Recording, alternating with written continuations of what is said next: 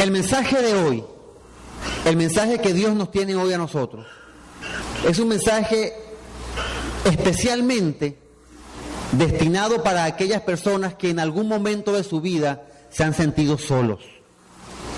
Es para aquellas personas que en algún momento de su vida se han sentido abrumados por los problemas, pero abrumados de verdad. Para aquellas personas que a veces sentimos que no hay escapatoria, pues. Que para dónde agarramos, qué hago, si por donde vaya veo que me va a ir mal. Para esas personas, para aquellos que se han sentido solos y rodeados de problemas, es el mensaje que Dios tiene para nosotros en este día. Y me incluyo porque a mí me ha pasado muchas veces. Sentirnos a veces que nadie más nos comprende, que por más que tú le quieras explicar a alguien cómo te sientes, como que no logra captar. Y a veces tienes planes, proyectos y sin darte cuenta de haber rodeado de situaciones que no puedes manejar. Es el mensaje para nosotros en esta mañana. Vamos a orar. Querido Dios, ahora al ir a tu palabra, Padre querido, nuevamente hablamos contigo. Y hablamos contigo porque tú fuiste quien la inspiró. Y si está escrita en la Biblia es porque tú lo has querido así y es para nosotros en este día. Ayúdanos, Señor, a que cada uno de los que estamos aquí, podamos escuchar tu voz y salir de aquí llenos de ti. Y por favor, habla al corazón y dinos lo que necesitamos escuchar. Lo pedimos todo en Cristo Jesús. Amén. Muy bien, para este mensaje nos vamos a ir en el tiempo. Nos vamos a ir en el tiempo a una época cuando Israel aún existía como nación, era un reino. Y creo que la semana pasada, el día miércoles, si no me equivoco, hablé de este profeta, de Eliseo. Eliseo fue un profeta de Dios. Los profetas siempre han existido. Dios siempre ha colocado hombres o mujeres que transmitan sus deseos de una manera más clara. Y en ese momento en Israel era Eliseo. Eliseo fue el sucesor de Elías. Nada más y nada menos que Elías. Eliseo tenía una tarea muy importante, ¿no? Guiar al pueblo espiritualmente y a la vez, estar a la altura del profeta Elías.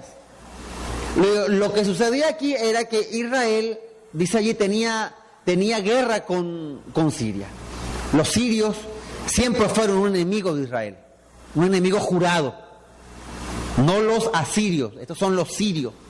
Los sirios siempre fueron una nación sumamente cruel. Eran una nación guerrera. ¿Usted se da cuenta que por aquella parte del mundo hay pueblos que se la pasan en guerra? Todavía usted ve que está ISIS por allá y están los islámicos por acá y está el grupo de los yihadistas. Son naciones como que nacen es para pelear. Y eso viene de aquella época.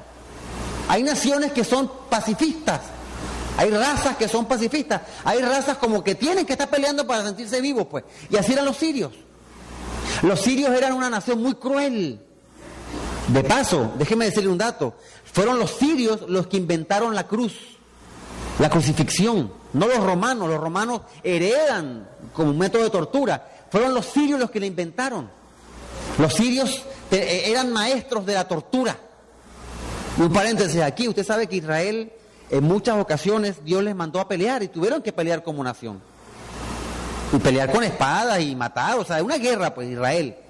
Pero cuando usted analiza la historia de Israel, usted jamás va a encontrar que en Israel haya existido la tortura como medio de victoria sobre el enemigo. No, Israel no practicaba la tortura. Los sirios sí eran conocidos por eso. Y nos dice la Biblia que el rey de Siria estaba en guerra contra Israel, allí ustedes lo están leyendo, pero era una guerra, guardando las distancias, similar a lo que está pasando por lo menos, o ha terminado de bajar, pero sigue pasando en Colombia. En Colombia, como en otras partes del mundo, hay una guerra, digamos, velada, ¿no? Que está la guerrilla. No es una guerra declarada, como tal, frontal, que el gobierno diga vamos a acabar con ellos y la guerrilla diga vamos a tomar Bogotá al gobierno. No. Puede que pasen años o meses y no pasa nada, de repente una bomba aquí o algo por allá. Hace poco ayer o anteayer, una bomba explotaron en Bogotá, tristemente hay gente herida.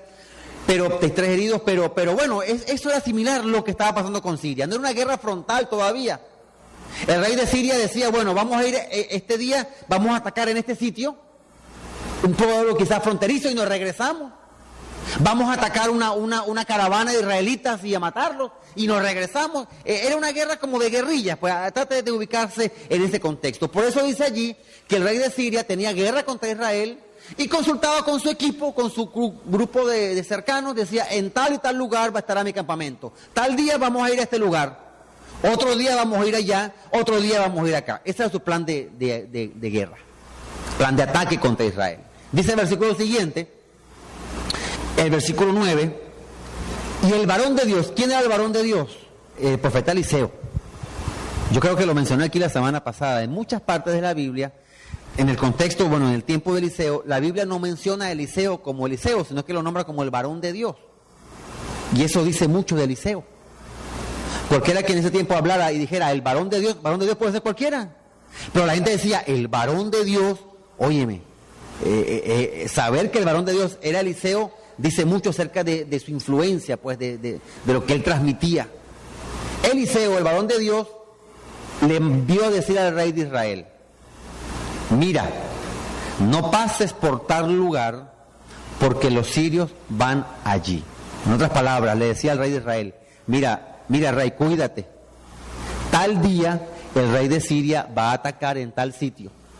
Y el rey de Israel escuchaba, dentro de 5 días el rey de Siria va a atacar acá. Mañana en la madrugada el rey de Siria va a atacar aquí. El profeta le revelaba al rey de Israel lo que iba a hacer el rey de Siria, porque Dios se lo decía a Eliseo. Entonces el rey de Israel, el versículo 10, dice que envió a aquel lugar gente que el varón de Dios le había dicho. Y así lo hizo una y otra vez con el fin de cuidarse. En pocas palabras, el rey de Siria tramaba su ataque.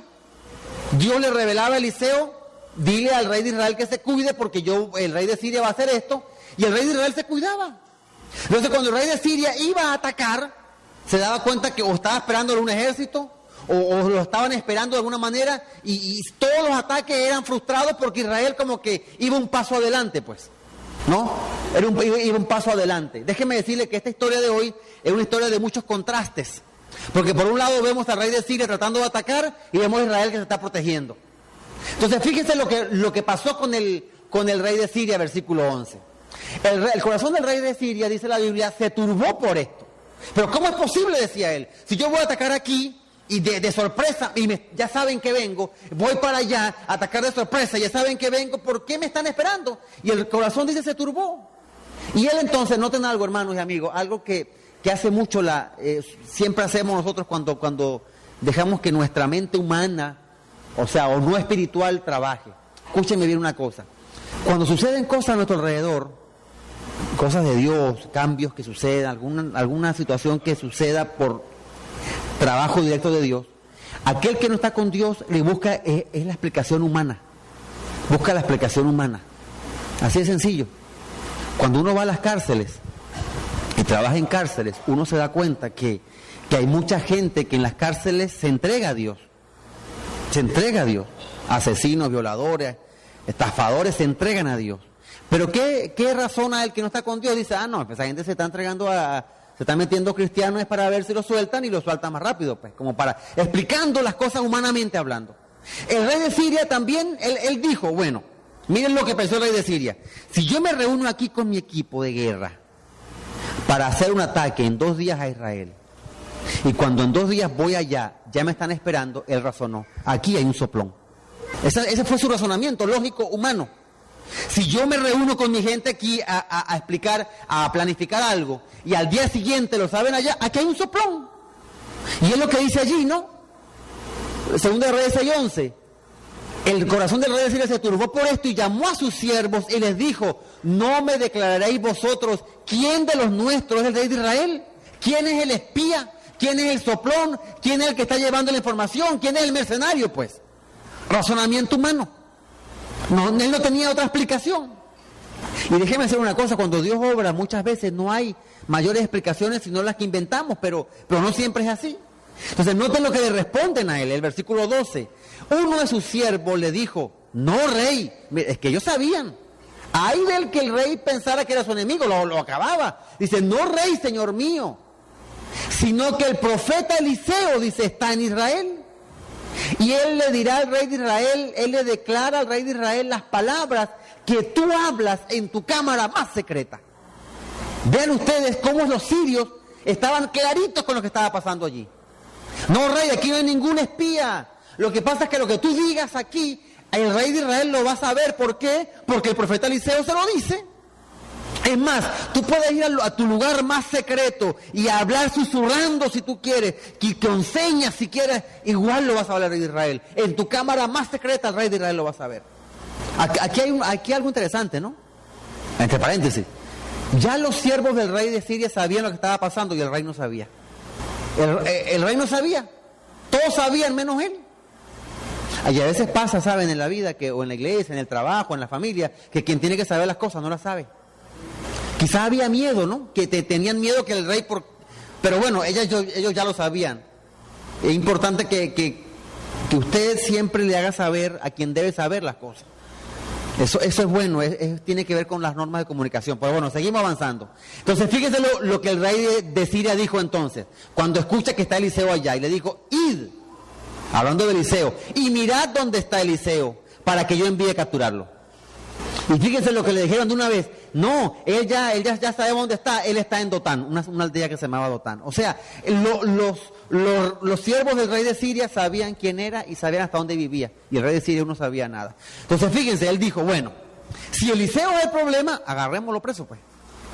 Fíjense, otra vez el razonamiento humano, no es un soplón aquí, es que ya está un profeta que le dice todo el rey de Israel, facilito, vamos a agarrarlo a él y a traerlo para acá. Pero ¿era Eliseo el problema realmente o no? No, ¿quién le revelaba a Eliseo lo que hacía el rey de Siria? Dios. Pero noten ustedes otra vez, en la mente humana, razonando humanamente, buscando humanamente la solución. Y entonces dice acá el versículo 14 que el rey de Siria mandó a buscar a Eliseo. Vean, ¿qué hizo el rey de Siria? Envió el rey allá gente de a caballo, carros, un gran ejército, y los cuales vinieron de noche y rodearon la ciudad. Voy a repetir, ¿qué hizo el rey de Siria? Envió a la caballería, envió a la infantería y envió a las tropas, pues. Y rodearon la ciudad. Y te pregunto a ti, ¿a cuánta gente todo este ejército iban a capturar? ¿A cuántos querían apresar? ¿A cuántos? A uno solo. Uno solo. Uno. El rey de Siria de una u otra forma dijo, este hombre algo tendrá de poder, pues algo sabe o algo tiene que me voy a cuidar, dice, y envió gente de caballo. Ustedes saben que en aquella época el poderío militar de un reino se medía, no tanto por soldados inclusive, se medía por el número de caballos que tenía. Mientras más caballos tenía un ejército, más posibilidades tenía de vencer en la batalla. Iban a capturar a uno y envía la caballería. No solo la caballería, envió los carros. Usted lo ha visto en películas, ¿verdad? Va un caballo allí, va un carro allí con 2 ruedas, va alguien guiando y a 1 o 2 personas al lado con flecha o con lanza. O sea, esos eran los tanques de aquella época. Y no solo mandó eso, envió allí un gran ejército. ¿No le dije yo que es una historia de muchos contrastes? Por un lado está parado un solo hombre y por otro lado atacándolo una cantidad enorme, un ejército infinito, o sea, enorme, pues mucha gente. Versículo 15, vean lo que dice el versículo 15. Aquí aclara, ¿no? Y dice aquí el escritor, y se levantó de mañana el que servía al varón de Dios. Él tenía un ayudante, pues. Y vio, y he aquí el ejército que tenía sitiada la ciudad, con gente de a caballo y con carros. Un estilo de guerra en ese tiempo era rodear la ciudad, eran ciudades pequeñas, amuralladas, el ejército enemigo rodeaba la ciudad, nadie entraba, nadie salía. Y eso fue lo que hicieron, sitiaron Dotán, esa aldea. El que sirve a Eliseo se levanta, se pararía en la ventana que daba hacia afuera o en las murallas, en la parte alta, y vio lo que estaba pasando. Vio los carros y vio los caballos, supo que eran sirios y supo que iban por ellos. Entonces fíjense lo que él hace aquí. Y llama entonces a Eliseo, le dice, ¡ay, Señor mío, qué haremos! ¿Qué haremos? Y su exclamación, óyeme, es entendible. No eran amigos los que lo andaban buscando, eran el enemigo. Y el siervo de Eliseo tenía que saber lo que había hecho Eliseo. O sea, el siervo de Eliseo sabía que era Eliseo el que le llevaba el cuento al rey de Israel. Esto viene por nosotros. ¿Y qué vamos a hacer, pues? ¿Qué haremos? Eliseo no tenía dónde escapar, ¿saben? Eliseo estaba solo allí. Estaba rodeado con los caballos, o el ejército, o los carros, no tenía escapatoria. Y el siervo de él lo sabía también. Y acude a su jefe, pues, a su maestro: Señor, ¿qué haremos? Y en ese momento Eliseo le responde, hermanos, y uno de los versículos para mí más lindos de toda la Biblia. Miren lo que Eliseo le dijo: no tenga miedo, porque más son los que están con nosotros que los que están con ellos. ¿Cuántos dicen amén? Amén. Más son los que están a nuestro favor que los que están con ellos. Y eran muchos carros, muchos caballos y un gran ejército.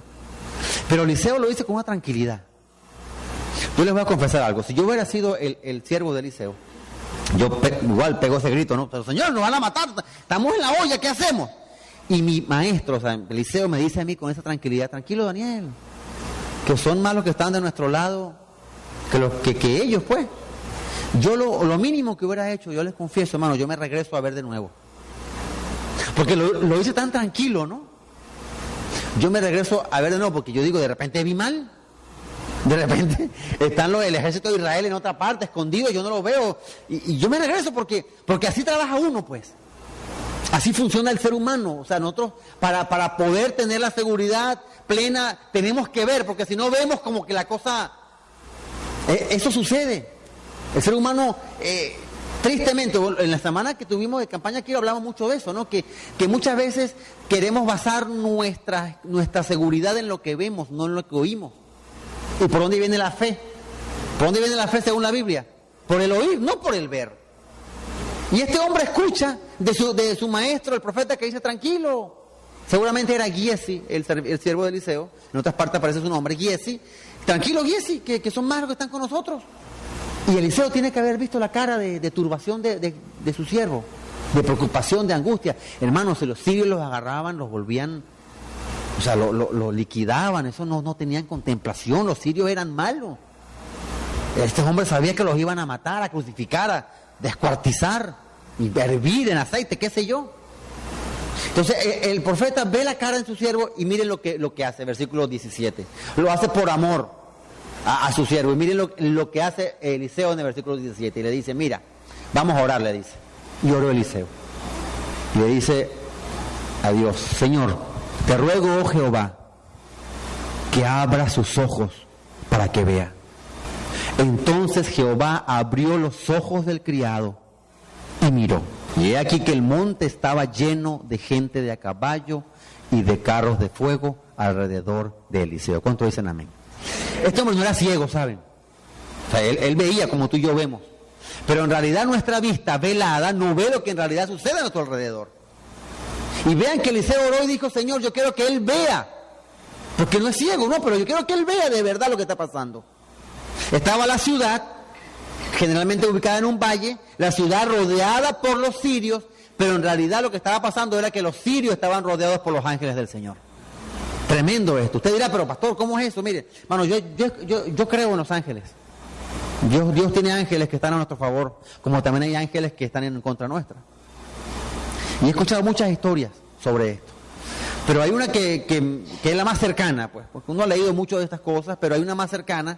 No la viví yo, pero la vivió una joven de una iglesia en la cual yo pastoreé en Venezuela hace muchos años atrás. Les voy a contar rapidito este asunto. Era un viernes de noche.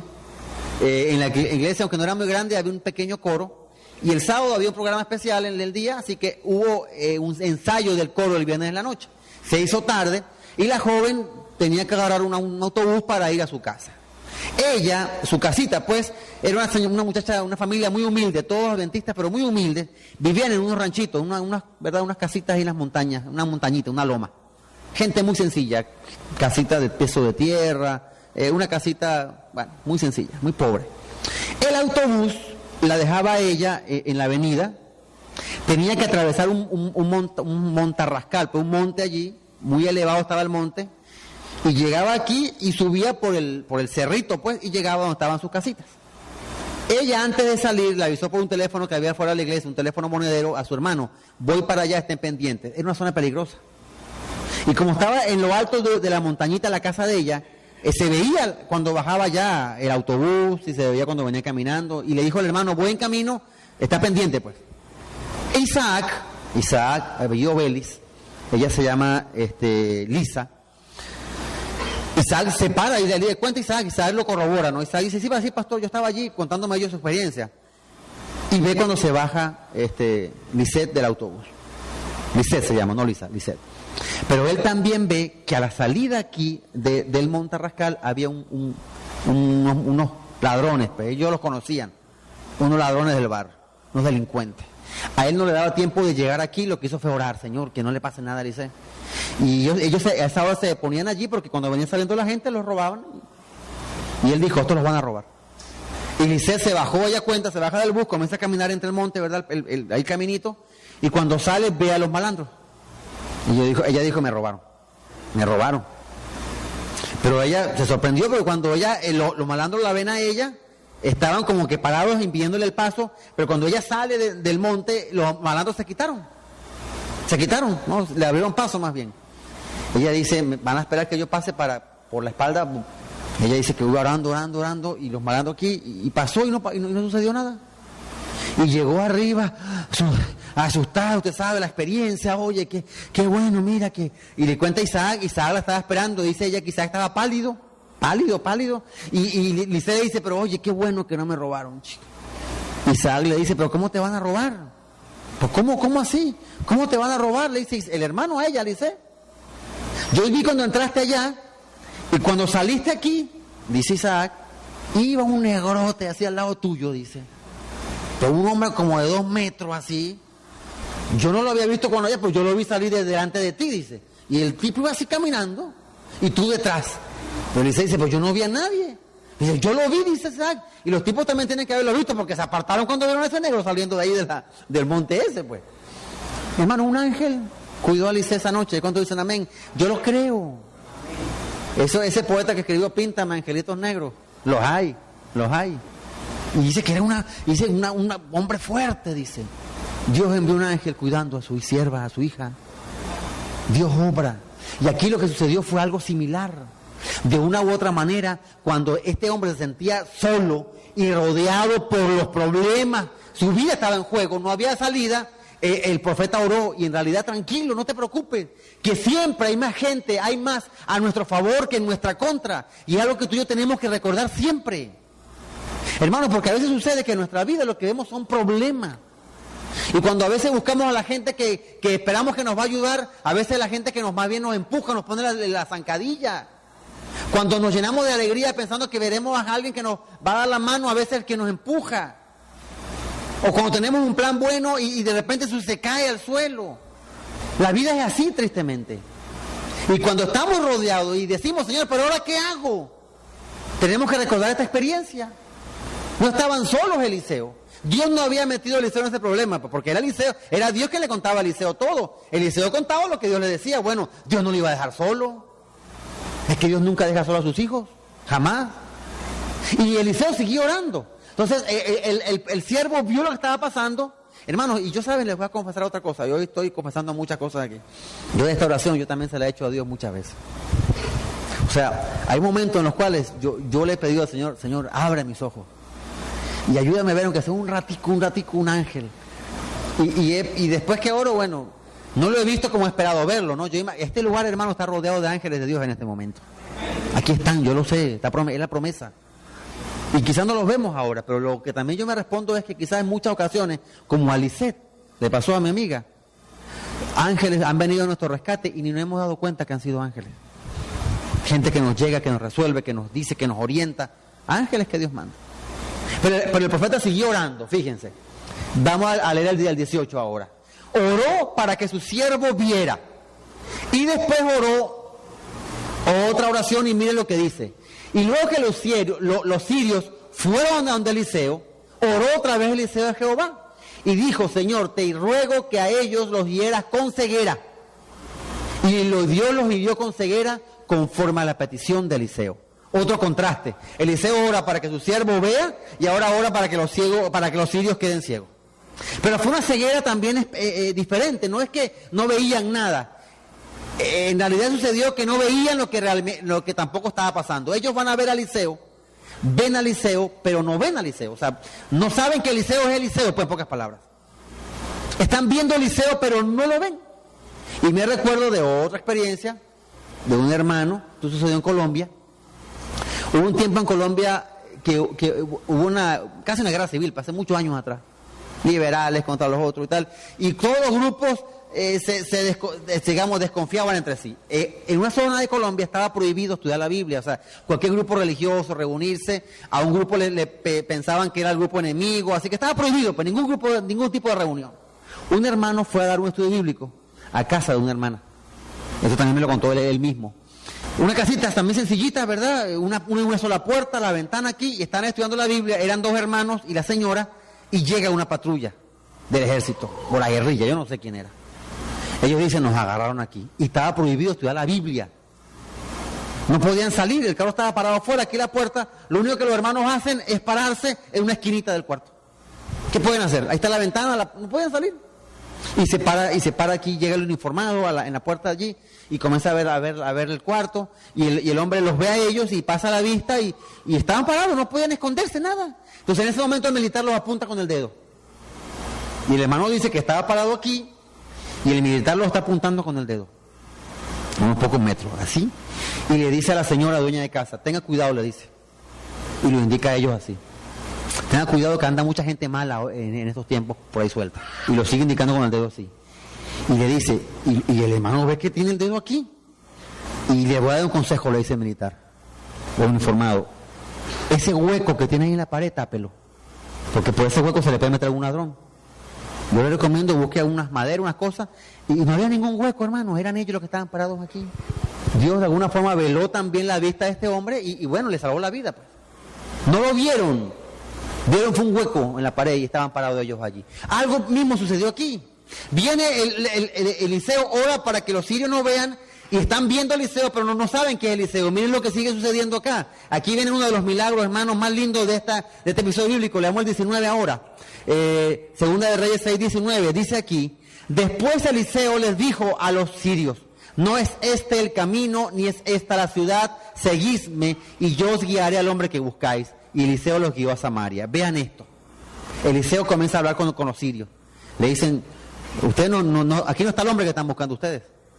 Aquí no está la persona que quieren ustedes capturar. Vénganme y yo los voy a guiar. Y en ese momento, hermanos, fíjense ustedes cómo Dios puede cambiar las cosas en un solo momento. El que era el perseguido, el que era el que iban a apresar, ahora es el que guía a todo el grupo enemigo. Y ese tiene que haber sido un cuadro, hermano, impresionante.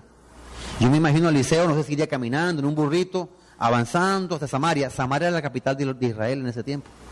Y detrás de él, los caballos sirios mansitos, de más atrás los carros, y más atrás el gran ejército. El que era el enemigo ahora lo está guiando a ellos.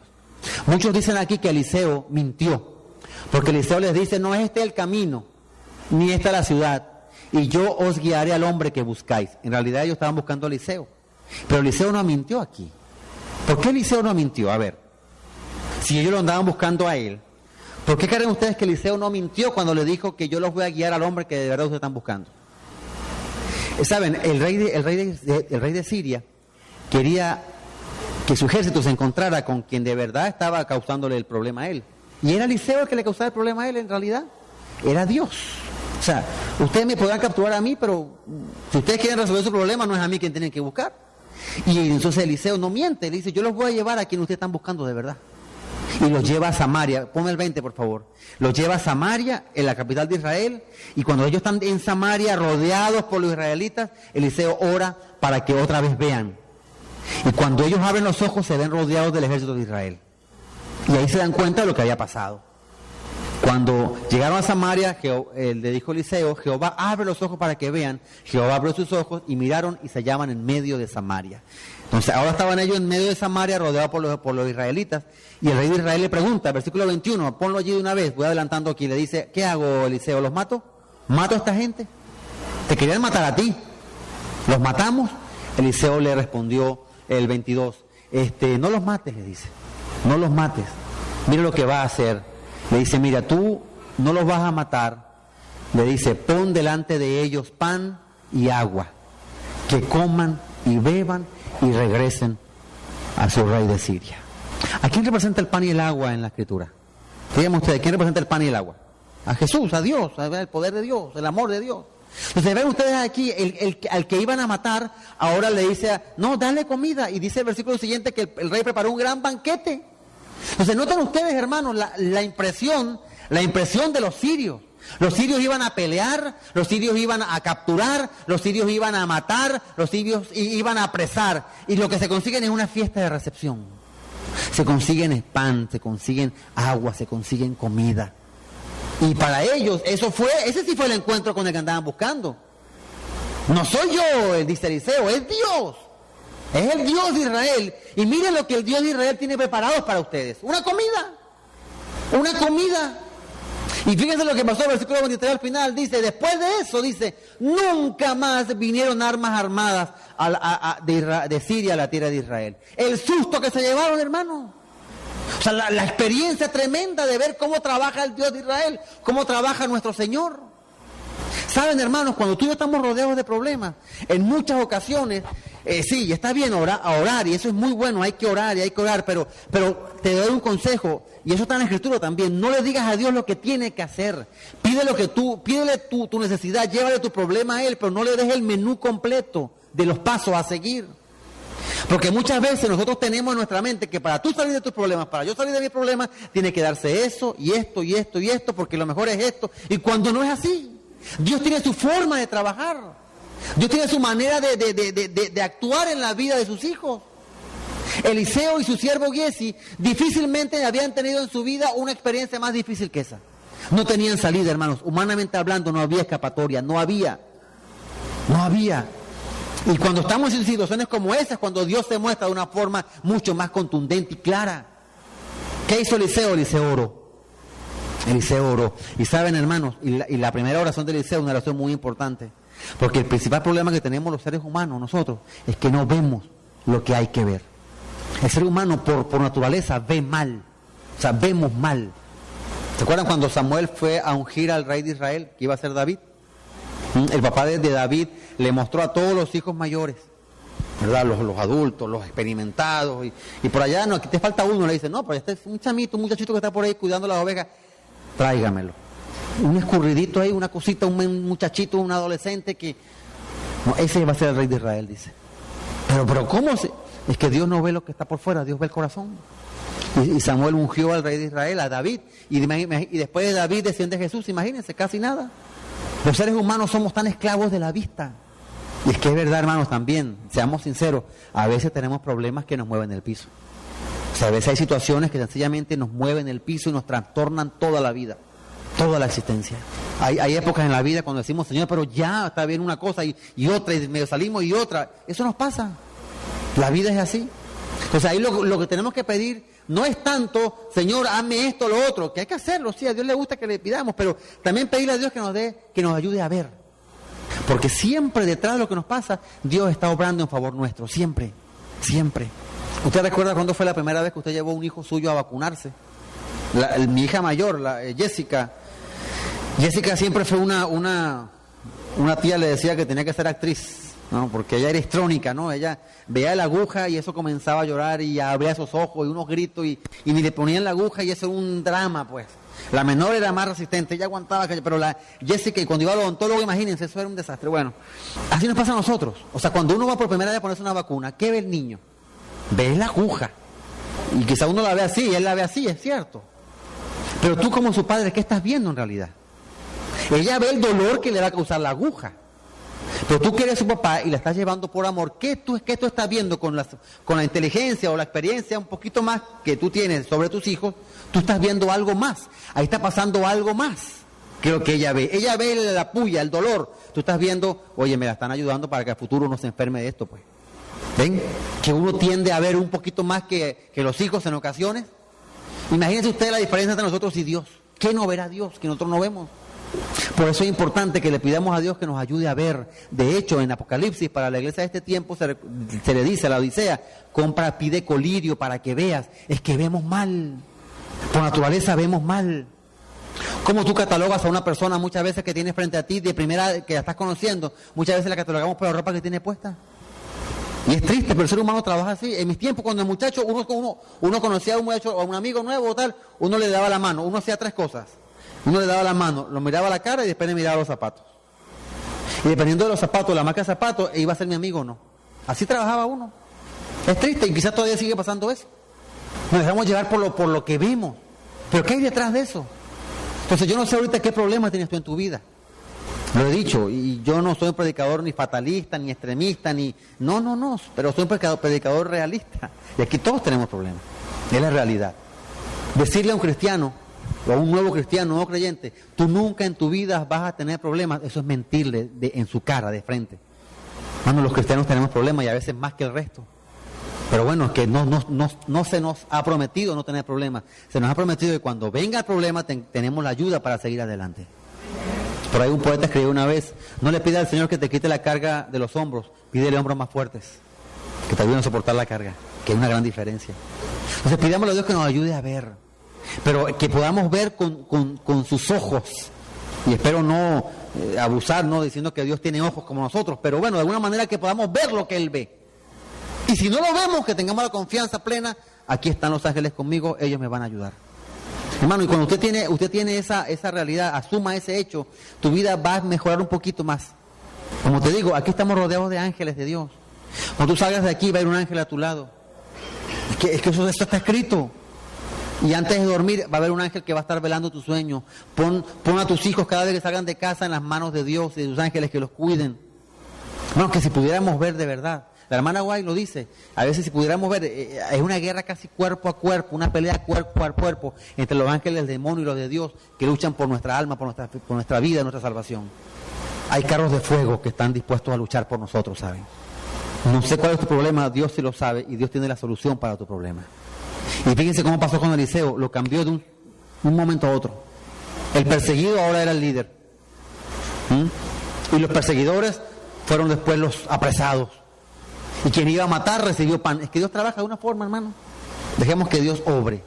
Y dejemos que Dios haga su trabajo y veremos cuán hermoso es para nosotros tener un Padre como el que tenemos.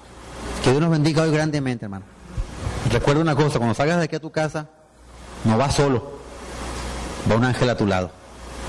Y si viniste en un carro con tu esposo y tu esposa, por lo menos van 2 más sentados atrás.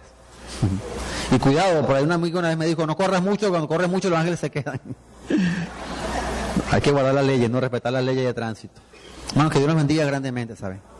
Coloca tu vida en las manos del Señor, pídele que te ayude a ver y deja que Dios obre, que Él siempre cuando obra, las cosas grandes suceden para su honra y su gloria. Dios les bendiga.